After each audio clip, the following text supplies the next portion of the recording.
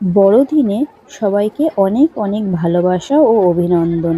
আমাদের বাড়ির পাশেই ছোট্ট করে একটা ফাংশন হয় এই বড়দিন উদযাপনের জন্য।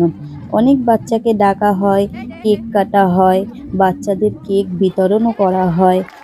তাই সেই সুন্দর মুহূর্তটা তোমাদের সাথেও শেয়ার করার চেষ্টা করলাম। আমাদের সবারই উচিত সকল ধর্মকে সম্মান জানানো ও শ্রদ্ধা করা। সেরকমই সবারই উচিত আমাদের ধর্মকেও সম্মান জানানো ও শ্রদ্ধা করা। আমরা হিন্দুরা যেরকম সবার ধর্মকে ভালোবাসি, সেরকম সবারও উচিত আমাদের ধর্মকেও ভালোবাসার। এখানে এখন বাচ্চাদের কেক বিতরণ করা হচ্ছে। আর বাচ্চাগুলো দেখো কতটা খুশি কেক পেয়ে।